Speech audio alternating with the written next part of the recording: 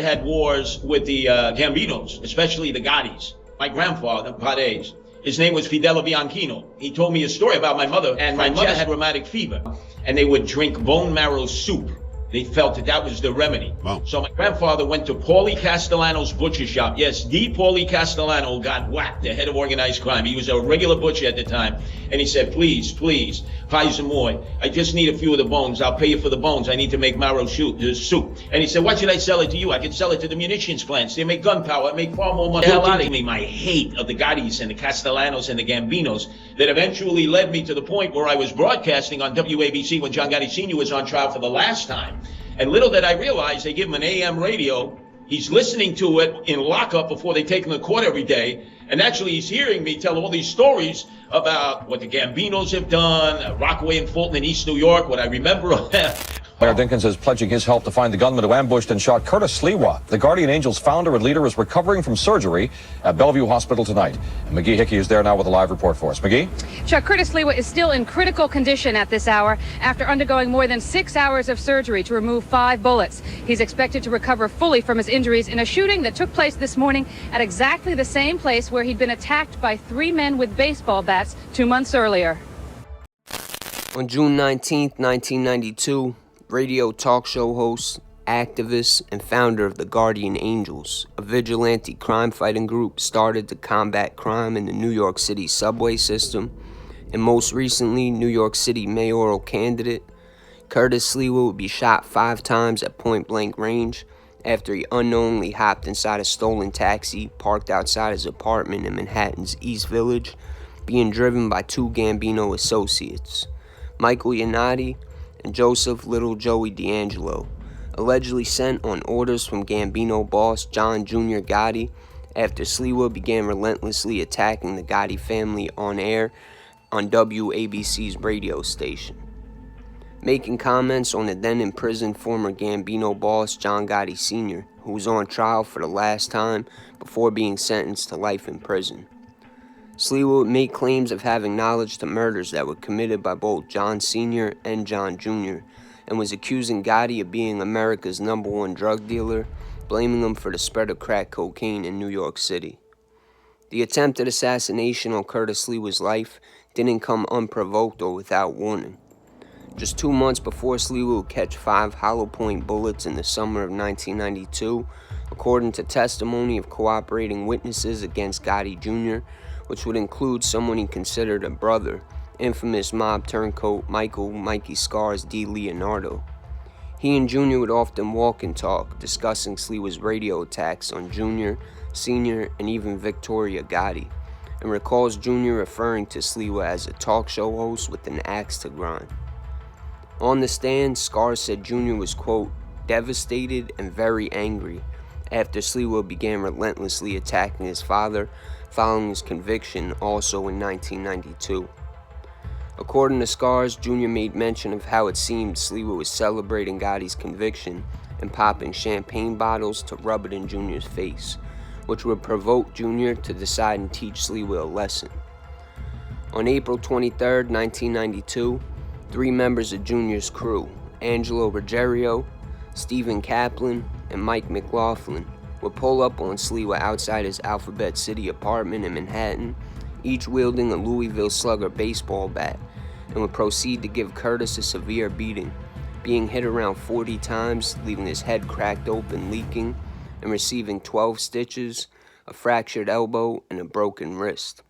Scars would claim in his testimony that Jr. had confirmed he sent a crew to teach Sliwa a lesson by beating him really badly with baseball bats and hospitalizing him, but making sure not to kill him, while the two were on vacation together in Florida.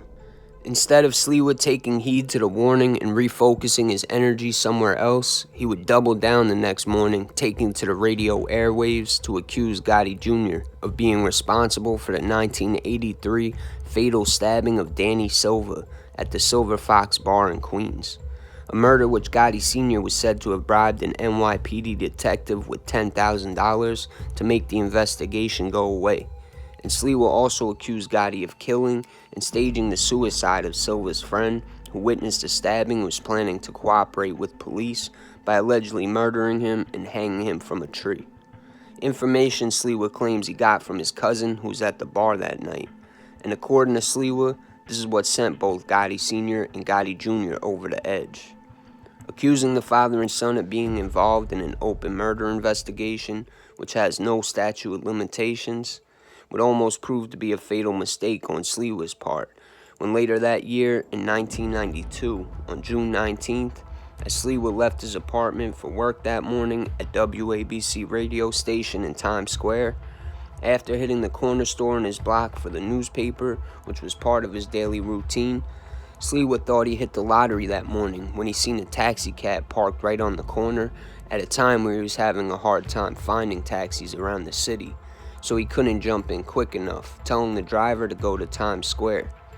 What Sliwa didn't know was that the taxi was strategically parked there by the driver, Gambino associate Joseph Little Joey D'Angelo, and passenger Gambino associate Michael Yanati, who was crouched down underneath the dashboard on the passenger side, armed with a chrome-colored semi-automatic pistol loaded with hollow points.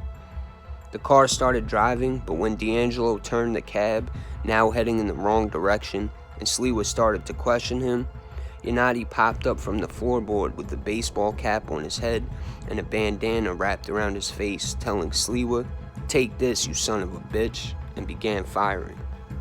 According to Sliwa, he remembers hearing 3 of the 5 shots and then remembers feeling blood squirting under his shirt and seeping up through his pants. Sliwa also recalls that when he looked around, both back windows were closed, and when he reached for the door handle to make an escape attempt, the handle came right off, and it would later come out in testimony that after they stole the taxi, they took it to a chop shop where they cut the handles off the door and then glued them back on, knowing Sliwa would attempt to flee. After being hit with multiple shots but still trying to fight for his life, Sliwa then felt a light breeze on his face coming from the front passenger side and knew his only chance at escape would be to somehow get out that window and take his chances diving into oncoming traffic, while at the same time still being shot by Yanati.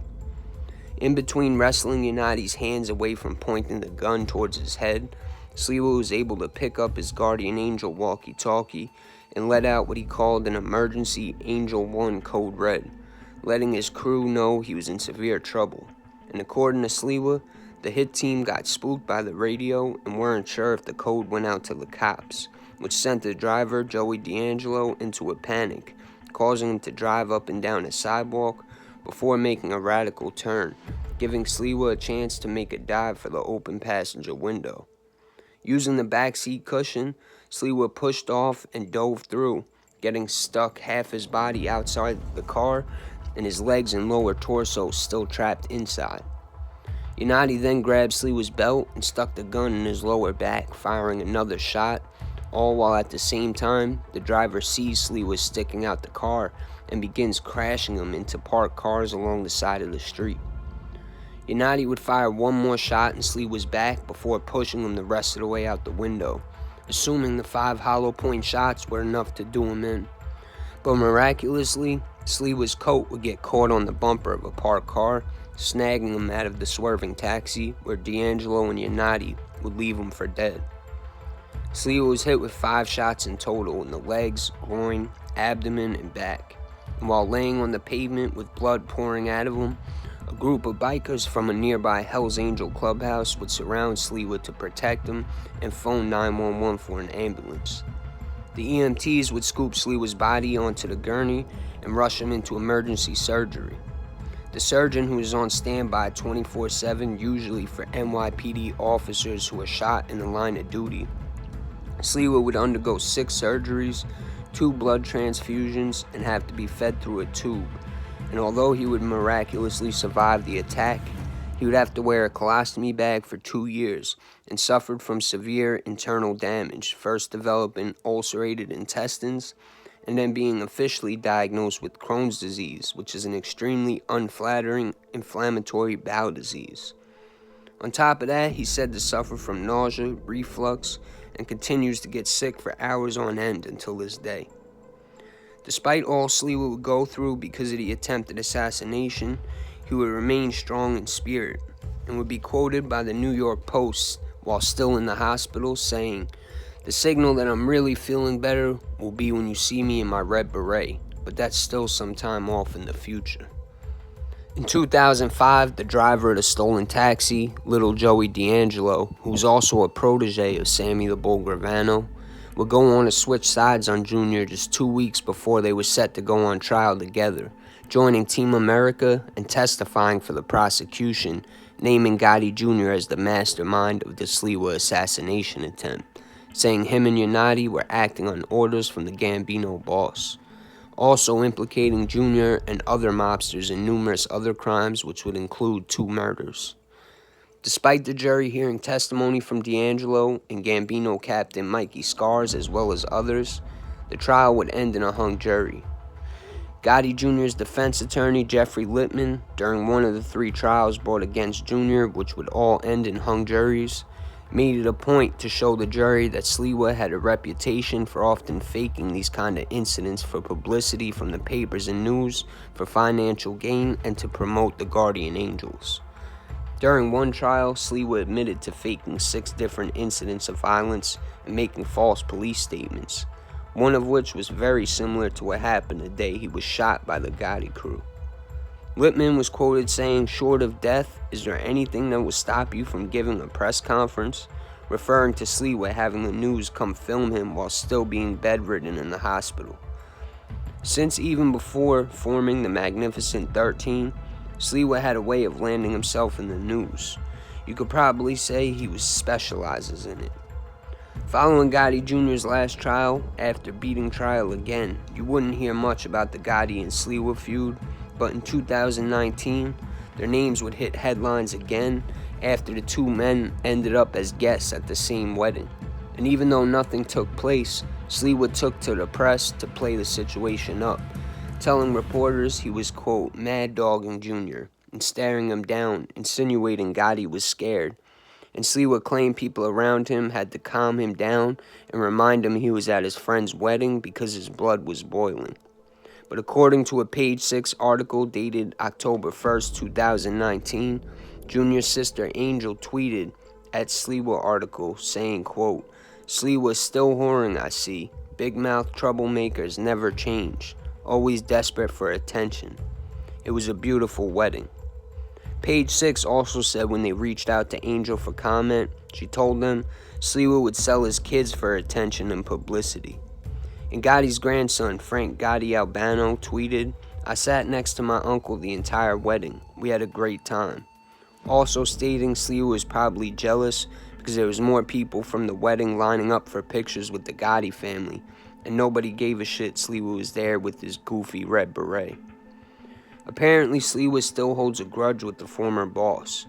In a YouTube interview with Sliwa on Michael Francie's channel from 2021, while campaigning as a New York City mayoral candidate, he is heard saying, "Junior, you better hope I don't become mayor of New York, with you living on Long Island," stating he would make his life hell. But Sliwa would end up losing his mayoral election to Adams, who had 67% of the vote.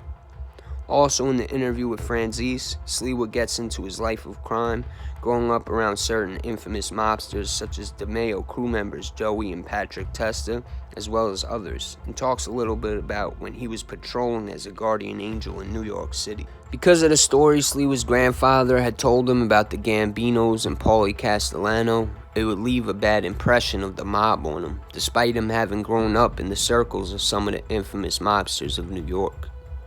In the interview with Michael Franzese, Sliwa also gets into his own personal life of crime, growing up around Canarsie, Brooklyn, Howard Beach, and Ozone Park, Queens, around guys in the infamous DeMeo crew, and explains how he believes he was different than the up-and-coming wise guys, because when he would hotwire cars to steal them back in the day, he would just joyride them and park them somewhere on the side of the street for the owners to retrieve, pointing out that the wise guys always had to take it too far.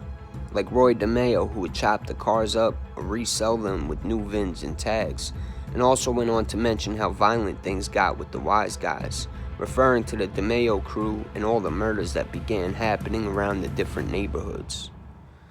Sliwa claims he was different than those guys despite his own criminal record. Even as a vigilante crime fighter with the Guardian Angels, Sliwa was arrested 73 times in 13 years.